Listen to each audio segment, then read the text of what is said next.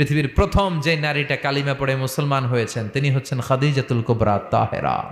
আরশের উপর থেকে একটা মহিলাকে আল্লাহ তাআলা সালাম দিয়েছেন, ওনার নাম খাদিজাতুল কুবরা আর তাহেরা। খাদিজা যখন মরে গেল, বিশ্বনবী আবার কষ্ট পেলেন।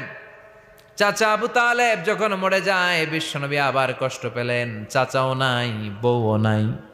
বিশ্বনবী কেমন যেন নিজেকে একা একা মনে করলেন। ডানে তাকায়, আশ্রয় দেওয়ার কেউ নাই। বাঁয়ে তাকায়, আশ্রয় দেওয়ার কেউ নাই। সামনে কেউ নাই, পেছনে কেউ নাই। বিশ্বনবীর আবার মন খারাপ। বিশ্বনবীর মন খারাপ, এই দৃশ্য আরশের উপর থেকে দেখে কে? বিশ্বনবীর মন ভালো করে দেওয়ার জন্য আল্লাহ বললেন, যাও জিব্রাইল যাও, আমার নবীর মন খারাপ, আমার নবীরে বলো আমার নবীর দুনিয়ায় থাকার দরকার নাই, আরশের উপরে চলে আসতে বলো, আমার সাথে কথা বলতে বলো। আমার সাথে কথা বলে গেলে আমার নবীর মন ভালো হয়ে যাবে। বিশ্বনবীর মন ভালো করে দেওয়ার জন্য বিশ্বনবীর মেরাজে ডেকে নিয়েছে আল্লাহ। সুবহানাল্লাহ পড়েন। যাও জিব্রাইল, বিশ্বনবীর মন খারাপ আমি টের পাচ্ছি, আর ওনার মন ভালো করার দায়িত্ব আমার, নিয়ে আসো আমার কাছে, আমার সাথে গল্প করে যাবে, মন ভালো হয়ে যাবে। সুবহানাল্লাহ পড়তে পারলেন না? তার মানে যেখানেই নবী চিন্তিত ওইখানেই আল্লাহর সাহায্য আছে না নাই?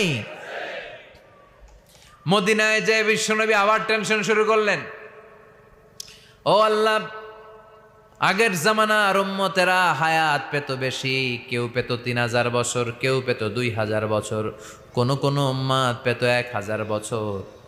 আমার উম্মতি মা বাইনা 60 ইলা 70, কিন্তু আমার গুনাহগার উম্মতগুলো 60 থেকে 70 বছরের মধ্যে সব মরে যাবে।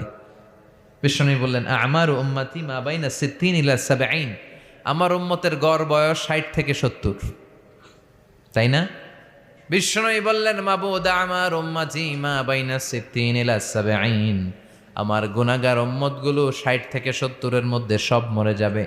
আগের উম্মতেরা হায়াত পেল বেশি, ইবাদতের সুযোগ পেল বেশি, আমার উম্মতেরা হায়াত পেল কম, ইবাদতও কম, আমার উম্মতের কি হবে?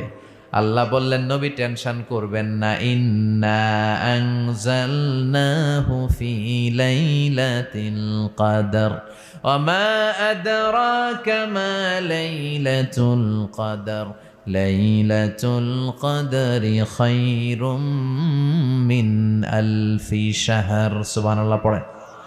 ও নবী, লাইলাতুল কদরি খায়রুম মিন আলফি শাহর, কদরের রাতে এক রাত যদি কেউ ইবাদত করতে পারে 1000 মাসের ইবাদত আমলনামায় ঢুকায় দিবে কে?